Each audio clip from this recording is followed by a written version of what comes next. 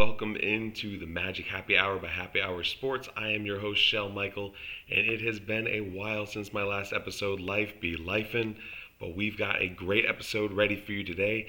I get to cover not one, but three wins for you today, as well as a great looking game, but an eventual loss to the Rockets. Also, like I said, the Warriors game was tonight. That is the third win, which we will be talking about, and the Magic won that. That means that the Orlando Magic are 7-3 over their last 10 games and probably should be 8-2 with that Houston game. But without further ado, let's jump on into what's happened since our last episode. And hey, the Orlando Magic are the kings of New York. We are the wolves on Wall Street. We are the bullies of the boroughs, the gangsters of the Garden, the nightmare for the Nets. We are the savages on the subways. All right, you get the point. But the dubs are nice. Don't get me twisted here, but hot and cold. Is this going to be the team that we are this year? We just keep doing this thing where we're playing up to good competition and down to bad competition. And I really just think that's not the defining trait of a playoff contender. So you look around the league, the great teams in this league have an identity, right? They have an ethos that's just really evident in the way that all players approach the game. And that's from the starters down to the last guy off the bench, right? And for what it's worth, I think Orlando's done a good job winning lately and getting back above 500 without having that clear identity.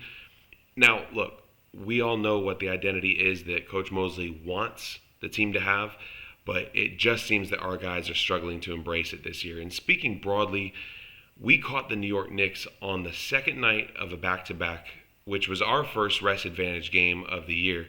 And even though the Magic and the Knicks were both on their third game in 4 nights, there really is a difference between the back-to-back being on the front end of that 4-day stretch like Orlando was versus being on the back end of that 4-day stretch like the Knicks had. So, of course, I do want to peel back the layers a little bit here and really kind of look at what led to each win as well as what the rest of the East is looking like and the slate of games ahead.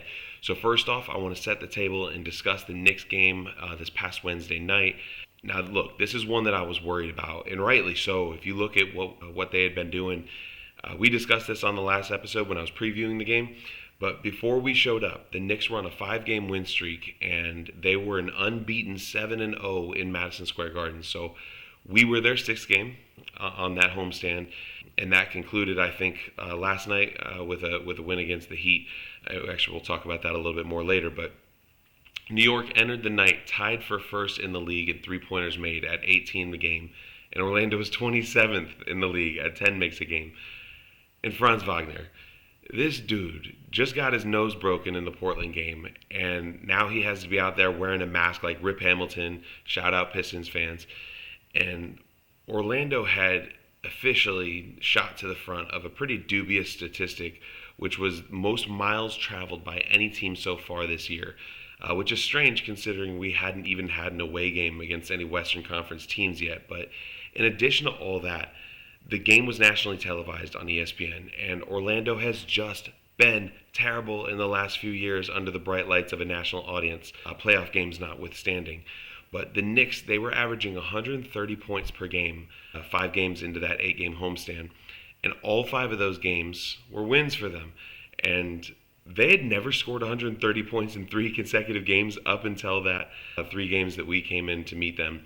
And they just finished, like I said, the night prior against the Memphis Grizzlies. So Orlando enters as the 6th game on their 8th-game homestand. And we held them to 107 points when they'd been averaging 130 over the last ones. Great start, right? But I mentioned in the preview to those games that Jalen Brunson is prone to foul trouble, but I did also say it would be great to target Karl Anthony Towns and OG Anunoby and try to get them in foul trouble. He stayed disciplined all night. I think he only committed 3 fouls in that game against us. But Karl Anthony Towns was in foul trouble a lot of the night, and Jalen Brunson actually fouled out late in the 4th. So the blueprint that I wanted to come to fruition actually happened, which was great. Additionally, we did a great job on limiting their three-point shooting. New York finished the night 11 of 36 from deep. That's 30.6% when they're averaging 37% this year. So again, great numbers from us defensive-wise. But I really think this was a game that was marked by Paolo having to leave with a pulled groin muscle. On his birthday, no less. And I just got to say, if you're going to pull your groin muscle on your birthday, you'd rather it happen doing something else, right? I'll try to keep this PG rated, but we frustrated the Knicks though, and we beat them in their own building. And what more can you really ask for, right? So then we turn around and we host the Brooklyn Nets on Friday night for our second NBA Cup game. And I was actually out at an event that night. I was driving home, listening to the game game on the radio late in the third quarter. And I was getting mad that we were losing by 3 points. And it wasn't until I got home and I turned on the game partway through the fourth quarter that I saw a graphic on the screen that the Nets' largest lead of the night was something like 16 or 17 points. And I'm thinking, why in the world are we losing to a one-win Nets team at home during an NBA Cup game where we need as many points as possible? And look, Brooklyn, they're not a team that forces turnovers, but the turnover differential in that game was embarrassingly bad. Orlando committed 19 turnovers, and Brooklyn only committed 5. 5 turnovers all game. That's crazy. Actually, I think when I was watching it, I think I had said that they'd committed 7, but the box score only shows 5. So again, that may be one of those things where the NBA went back and changed some calls. But still, huge discrepancy, right? And I kind of wanted to run through the end of this game, though, because for as little drama as this game should have had, it had a ton. Jalen Suggs, for instance, fourth quarter starts, 34 seconds into the fourth quarter, so 11:26 on the clock, Jalen Suggs commits his 5th personal foul. And so you're thinking, oh man, Suggs is going to have to play careful. He's going to have to come out. Like, he can't do his usual tenacious style of defense. But somehow he stays playing the game, stays disciplined, and to make matters better, Jalen Suggs made what I'm going to call a game-saving block on a dunk attempt. 3 minutes and 53 seconds left in the fourth quarter. I actually want to talk about that a little bit later because there was a funny interaction between him and Coach Mosley. But thank God he blocked that dunk, though, because we're down by 4 with 2 minutes left instead of down by 6. So a little bit of additional cushion, or not cushion, right? We're still down, but it gave us momentum, and I think that's important because Franz gets fouled by Noah Clowney. He fouls out, but then Franz misses both free throws, and on the second miss, the rebound of that missed free throw went out on Brooklyn, so still Orlando ball, and then Tristan da Silva hits a 3. So that puts Orlando down by 1 point. So it's 98-97. Go down to the other end. Nick Claxton takes a shot attempt. No good. Jalen Suggs rebounds it, dives to the floor. He kicks it over to Franz, and Franz banks in a 3. You know darn well that Franz Wagner didn't call bank, but apparently banks are open late in Orlando on Friday nights, so now Orlando's up 100-98. We got the lead. On the very next possession for Brooklyn, Terrence Mann misses a midi. Jalen Suggs gets the rebound. Franz eventually gets the ball, and he hits a nasty step-back 3 over Nick Claxton. Now it's 103-98. Orlando's lead is now ballooned up to 5. And I say ballooned because 5 points felt huge. Not just because how much time was left on the clock, but just because of how the game had been going up to that point. But I just think that those 2 threes that Franz hit, the bank and that nasty step back, it just saved the game for us. If Jalen's block earlier didn't do it, Franz's threes definitely did. Saved us not only the game, saved us a lot of embarrassment, a lot of drama. There was going to be people that are screaming for Coach Mosley's job even more than before if we'd lost this game. So less than a minute remains.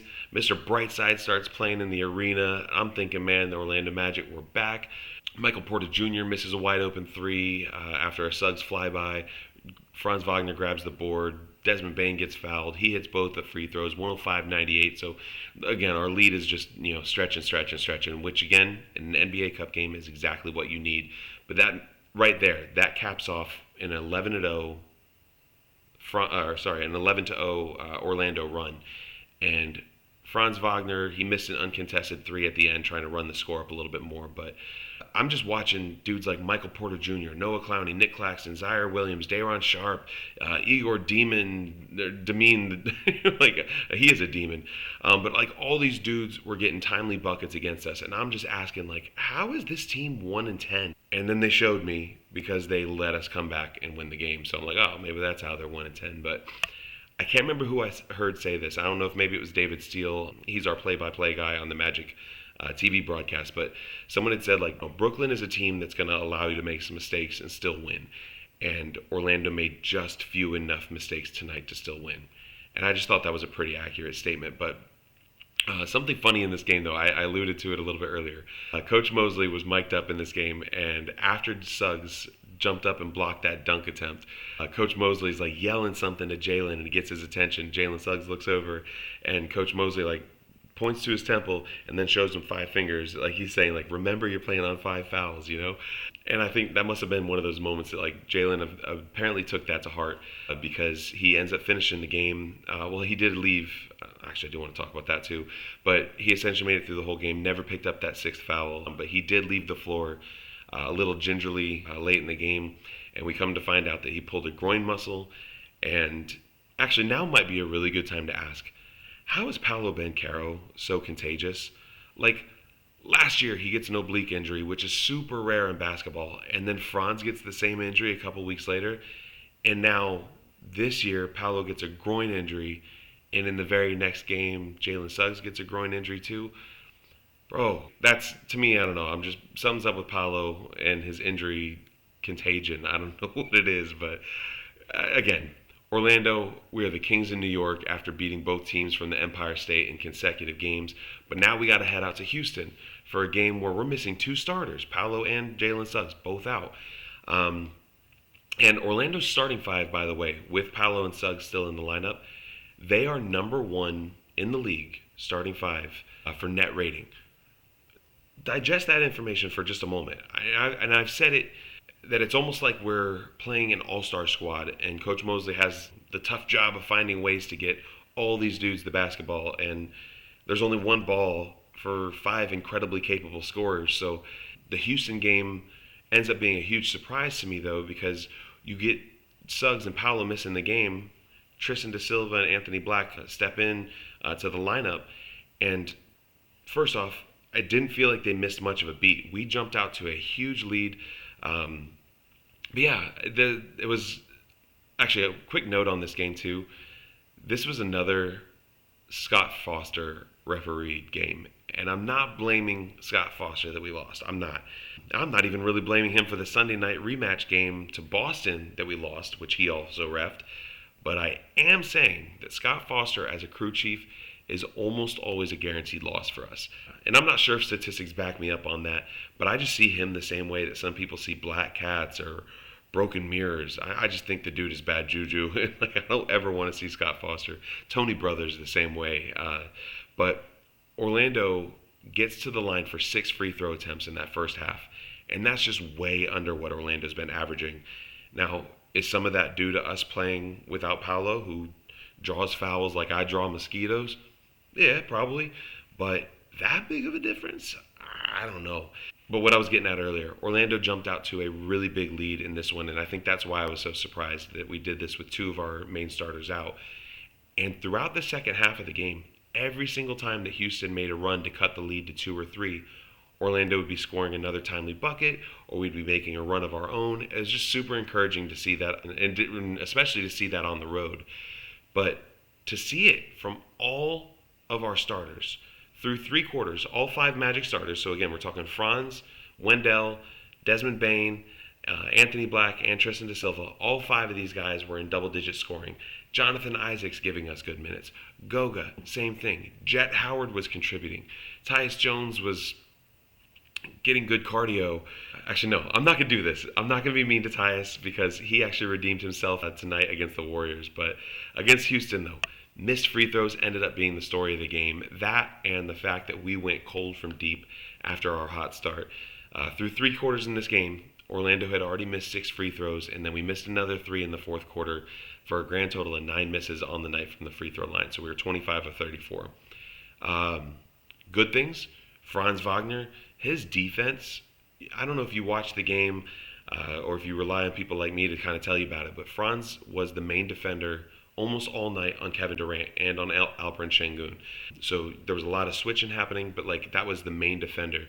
Franz did a phenomenal job. And you can look at the box score and say, hey, well, both those guys scored in the 30s or whatever, but like it was still like just to watch the way that he plays them, is one of the things that the tape will do it justice, even if the box score doesn't.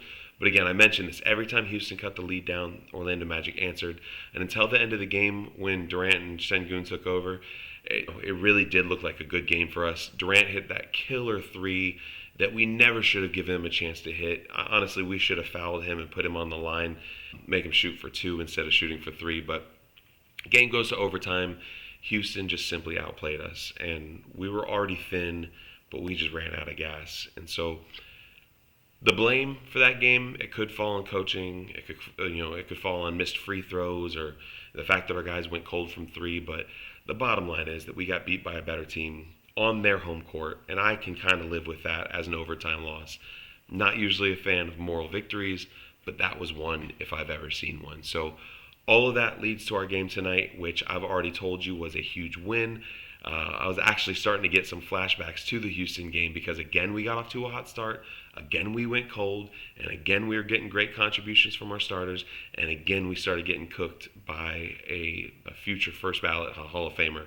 Then it was Durant, and tonight it was Steph. But the difference is that tonight we were hitting our free throws.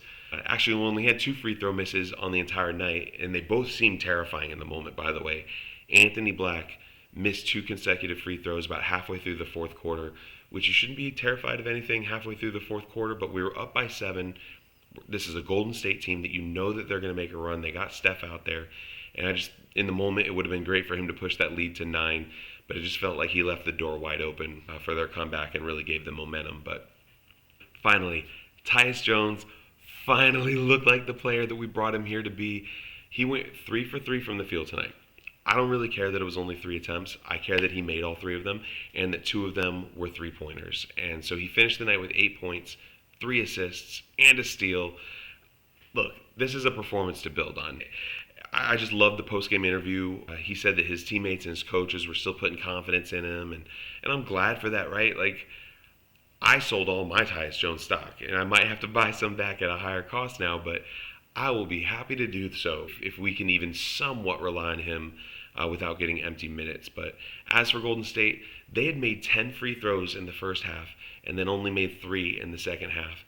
And look, Steph and Jimmy are going to get their points, but you can't completely shut down the greats unless you're the mighty New Orleans Pelicans who held Steph Curry to 9 points the other night. But Steph Curry loves beating the crap out of the Magic. They showed it on the broadcast tonight, but in his career, Steph Curry has his absolute best games against us. I'm going to run through some stats here real quick, and it's going to show what I'm talking about. But he has his highest points per game average against the Wizards, but his second highest points per game average is when he plays the Magic, which is 27.6 points per game. Tonight, he scored 34 points, well above his career average. Well, his best field goal percentage against any one team is against the Clippers, but his second best is against the Magic, which career he shoots 49.2 against us. Tonight, he was 52.2, 3% better than his career average. And his best three-point shooting percentage, it's against the Cavs, but his second best career three-point shooting percentage, it's against the Magic, 46.1% from 3. 46.1% from 3 in his whole career. You want to know what he did tonight? 46.7. So again, above his averages. His free throw percentage. The team that he most loves shooting free throws against is the Atlanta Hawks. But his second best? You guessed it. It's the Magic. He shoots 94.2% from the free throw line against the Orlando Magic. And this was the only stat out of the 4 that I just mentioned where he actually underperformed tonight. He missed 2 free throws tonight. He went 3 of 5, which is 60%. Very far below his career numbers against us. So the win tonight, though, huge relief. Not only does it feel nice to beat one of the perceived powers of the league, but it pulls Orlando back above 500 to an 8-7 record. We already know that that's going to come in handy as we head into another 3 games and 4-night stretch. The 3 games that I'm referring to, actually, let's go ahead and cover them. The next 3 games, we are Thursday at home versus the Clippers. And then we have a nasty home and away back-to-back on Saturday and Sunday, home versus the Knicks, and then away at Boston. That's a tough stretch. But the last thing I want to cover, though, is what's been happening in the East around us, because if I'm not mistaken, I believe we were in 10th place in the East when I recorded my last episode last week, and we are still in 10th place now. So we are getting no help from any other team for positioning. I'm convinced it's eventually going to course correct. Water always finds its level, that kind of thing. But even after the truly dreadful start to this year, I still think that we are a top four seed. We are doing a great job of winning without Paolo these last few games. Um, we're doing okay on nights where we don't have Jalen Suggs on those back-to-backs. And our bench has been good, even though we don't have Mo Wagner back yet.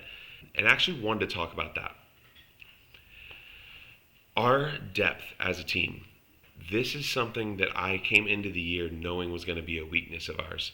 I can't remember now if I've talked about this in past videos or not, but remember we got rid of 5 guys. One of them was a starter, Kentavious Caldwell-Pope, and then we got rid of 4 bench guys that were all seeing minutes for us, and that was Cole Anthony, Gary Harris, Caleb Houston, and Corey Joseph. So we got rid of 5 guys. Who did we bring in to replace those 5 guys? Well, we brought in Desmond Bane and TYUS Jones, and then we drafted 2 rookies, Noah Penda and Jace Richardson. Noah Penda just got reassigned to our G League affiliate. Jace hasn't seen the court in multiple games. So we essentially brought in 2 to replace 5. That's not great. And one was a starter for a starter, Bane for KCP. So I'm telling you that TYUS Jones is supposed to be our replacement for the other 4 guys that left us. So yeah, depth is hurting us right now, and you can tell because as soon as Paolo and Jalen Suggs are out, and we had to bring Anthony Black and Tristan Da Silva to the starting unit, our bench was almost non-existent the other night. So these will be the kind of things that I'm looking at as the season progresses. Is our bench going to give us any more? Are we going to have to start getting some minutes from our two-way guys? Is TYUS Jones ever going to step up and really give us consistency nights like tonight on a more often basis? Or is this just going to have to come down to a Coach Mosley masterclass in the kind of rotations that are always going to keep one of our starters on the floor at all time? So it's going to be something like that. But I still believe this is a great team. I can point to any number of statistics which will show it, but the most important thing for me is that the eye test is finally backing up what the statistics have been saying. I'll apologize for the long 4-game recaps here, but these were some good games. Well, the Brooklyn game is trash, but actually that was a great point that was made by the Orlando Magic radio play-by-play guy, Jake Chapman. He said that against Brooklyn, the process wasn't there, but we still got the result that we wanted. Then against Houston, the process looked great, but we didn't get the result. And I couldn't agree more, but overall, if you had told me that away at the Knicks, home versus the Nets, away at the Rockets, home versus the Warriors, if you had told me ahead of time that that was going to be a 3-1 stretch for us, I would have taken that in a heartbeat. Things are rounding into form. I'm seeing Magic basketball being played. Some of these other teams in the East, like the Bulls, the Raptors, the Heat, I believe that they're eventually going to regress to the mean. We just need to keep our foot on the pedal and trust in the systems, in the rotations, in the personnel. So that's going to do it for me tonight. Tune in regularly for more Magic content. Please hook me up with a like on the video and consider subscribing to the channel. I appreciate everyone who's been tuning in, and I look forward to our next episode. Y'all have a great one. Play that song.